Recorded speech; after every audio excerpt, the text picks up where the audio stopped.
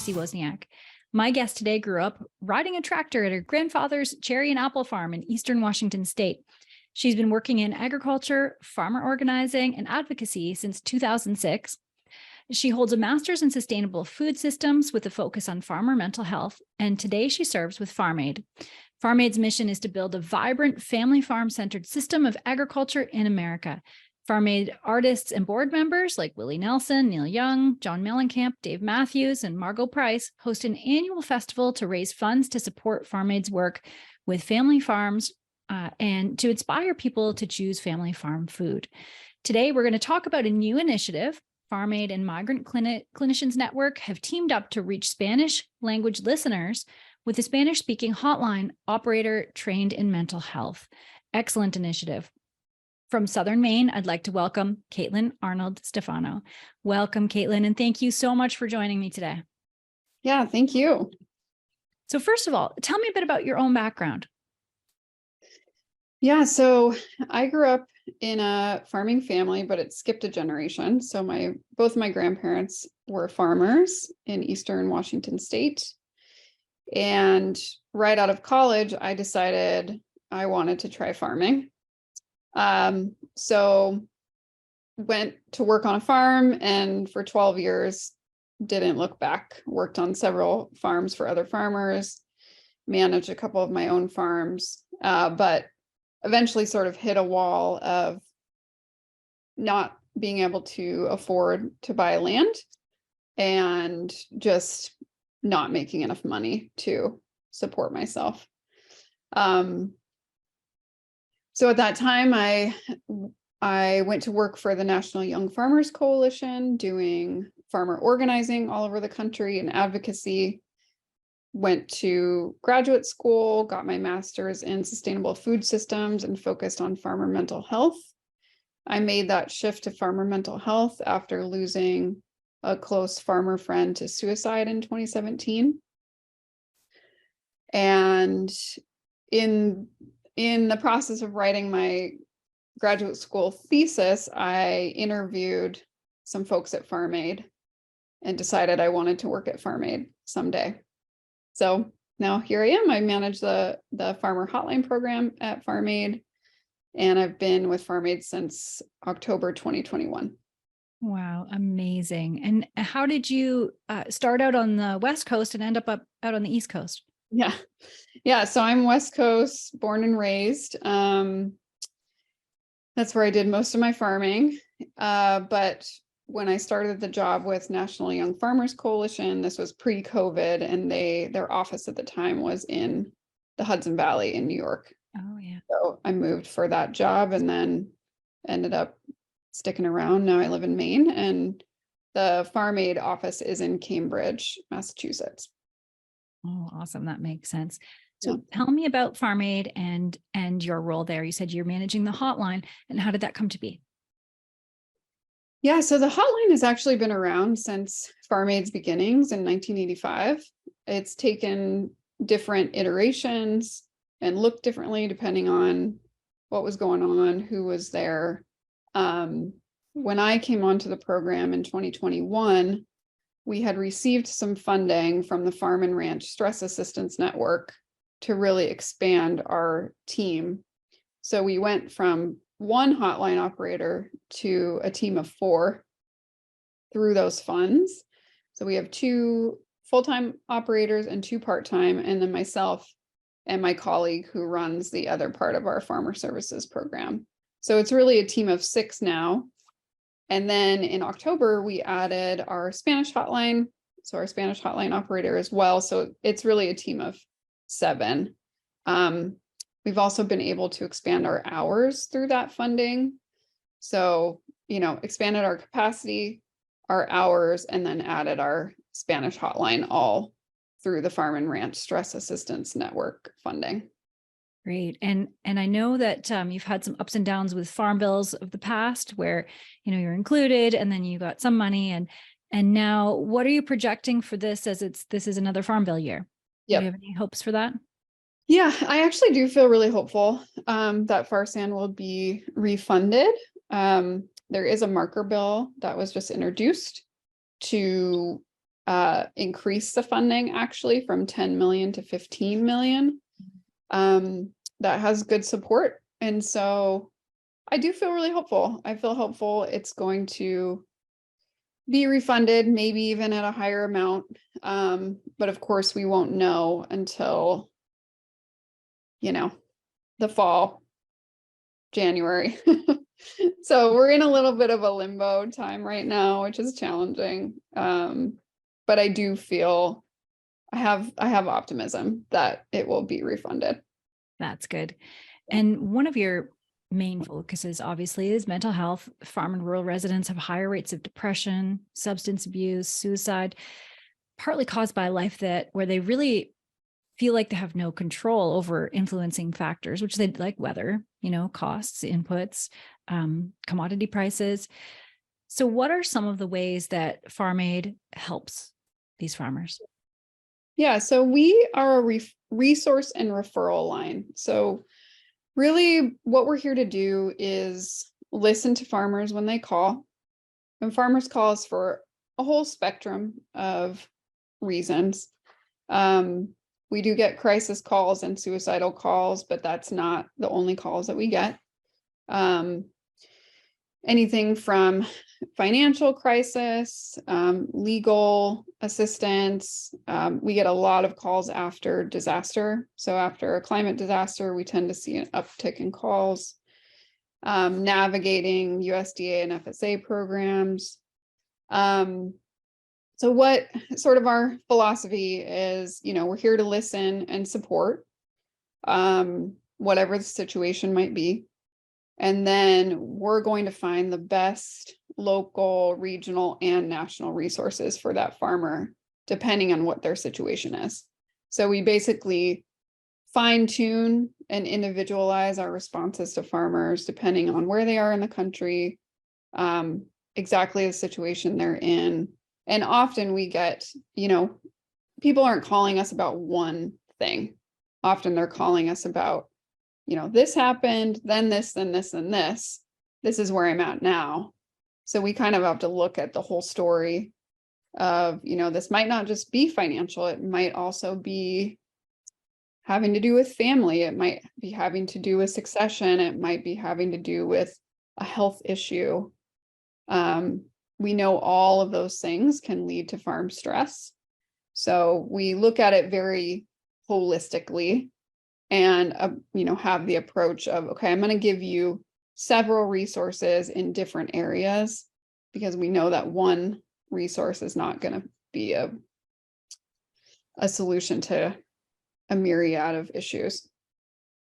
Yeah, for sure. And when does someone know they need help? Like when do they know that they should call?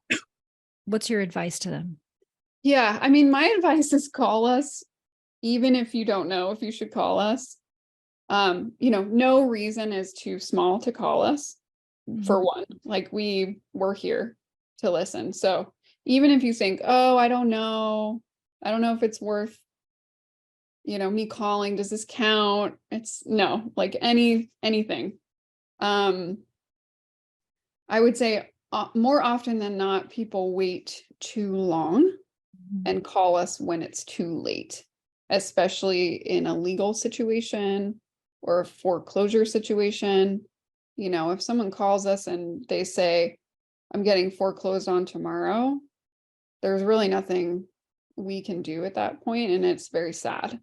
I think people think of Farm Aid as sort of a last resort, and I want to debunk that myth, because the sooner someone calls us when they're having issues with FSA or their loan or their bank or their land lease or whatever it is, the sooner you call us, the greater the likelihood that we can actually find you the help that you need. Yeah, that's great advice.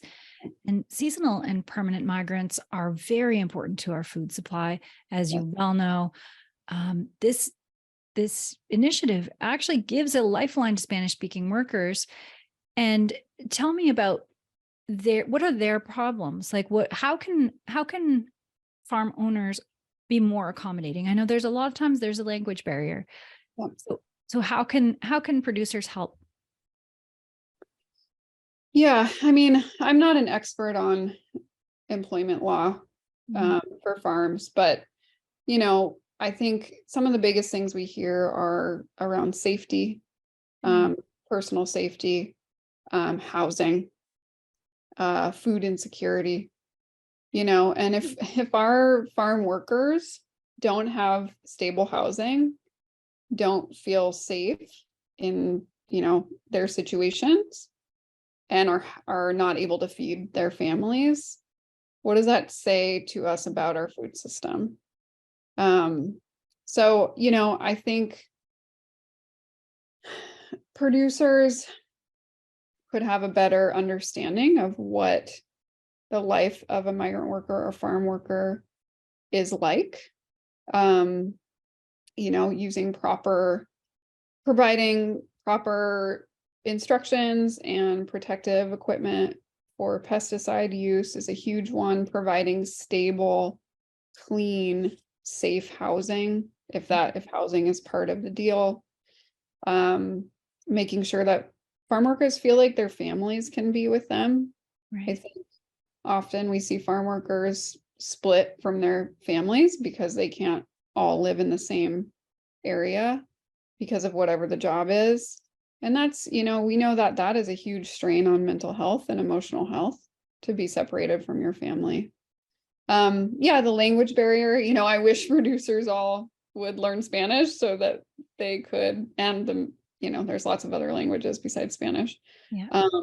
So that they could be better communicators. But if they can't do that, maybe hiring, having a manager that is bilingual, that can really talk to the farm workers and make sure things are going okay. And a lot of farm workers, if they're undocumented, don't feel safe to bring forward issues to their bosses. And so that's just a really unfortunate reality. And, I also want to share that Farm Aid Hotline is confidential, and that, any farm worker, undocumented or not, that calls us, they're not going to risk any sort of backlash or anything by calling us. So just want to make sure that is known also. Oh, that's good. And this issue is very dear to my heart. My own dad had chronic depression most of his life, and he was a strong, hardworking, proud man. And at one point, I actually had to trick him to get in my car so I could take him to the hospital, because I didn't know if he'd be around tomorrow if I didn't. And so I did that, and he was very angry, but it was the right decision. So it's very difficult, especially for men, to say they need help, to even admit to themselves that they need help, because they feel the stigma. So how do you think we're doing? Is the stigma leaving? Is it going away? How are we doing? I have optimism that it is shifting. Yeah. I feel like we're seeing more and more around mental health, farm stress, awareness, how to recognize the signs of farm stress or a mental health crisis in a neighbor or a friend or a family member. I really do think it's starting to change. However, farmers are a very unique lot, and oftentimes, there's a mindset of, I can deal with it. Yeah. And if I can't, then I am failing, meaning like a problem on the farm or a problem with my own emotional health. And that, I don't know, I think that's going to be a slow shift. We often get family members calling on behalf of farmers, because they're not calling for themselves. Yeah, actually, that's what I did. I actually, for my dad, I called, I didn't know what to do. And they said, you need to get him to a hospital. And I said, he won't go with me. And they said, you need to get him in the car and you need to take him now.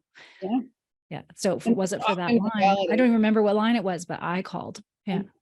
which is so brave of you and so difficult to do on behalf of someone else, because you don't want to, you're not trying to create, you don't want to put them in a situation where they're going to be angry with you. Yeah. But sometimes it is necessary in order to get them the help that they need. Right.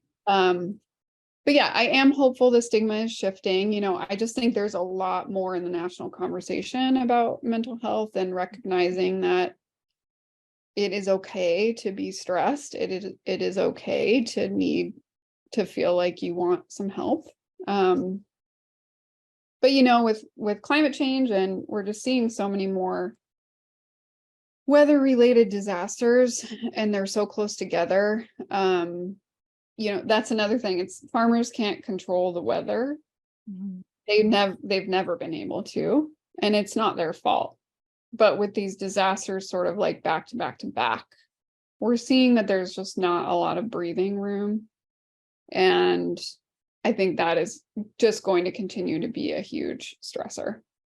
Right. So if someone wants to help and assist, where would they go to donate to Farm Aid? Yeah, so you can donate online on our website. And we do our festival every year.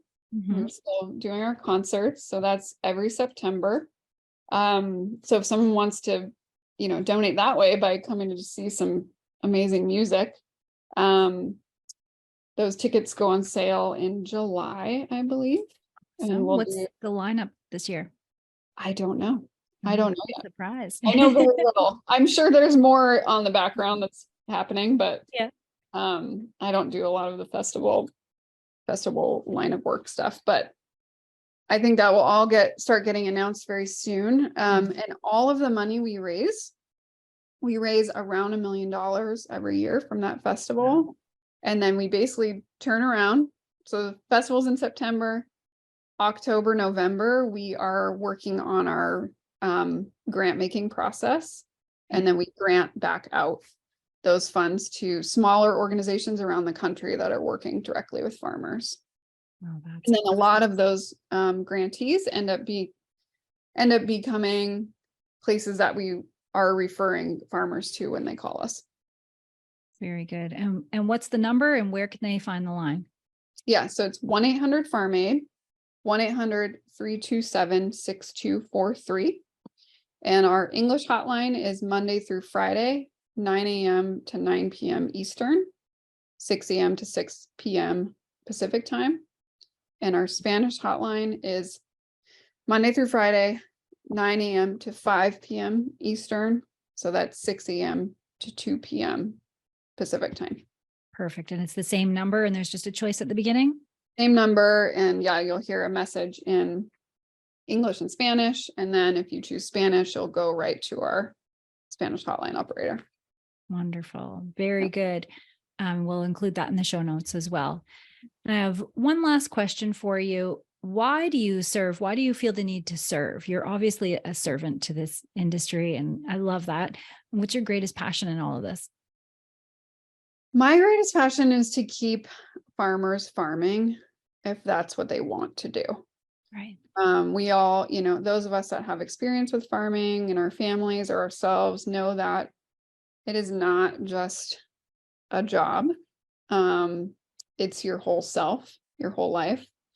And I think because I, as a young farmer, hit multiple barriers and finally just came to a point where I said, this isn't going to work for me, which was really devastating.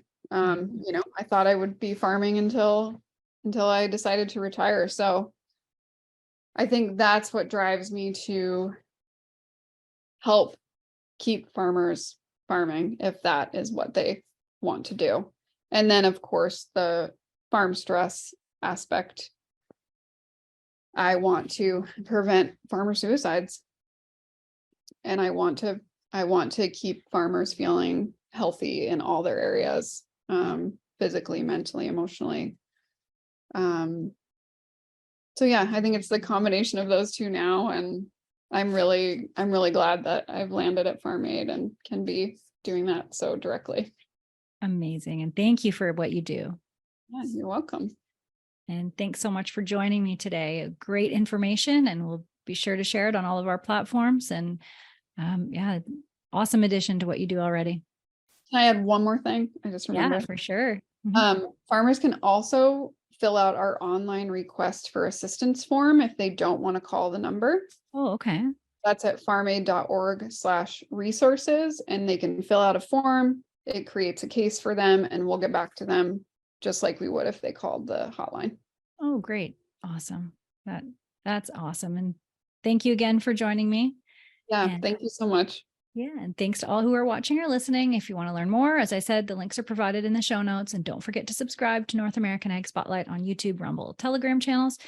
The podcast is available on Spotify, Apple, Stitcher, Amazon, or wherever you listen to podcasts. And if you like this episode, I'd love it if you shared it. And have a great day.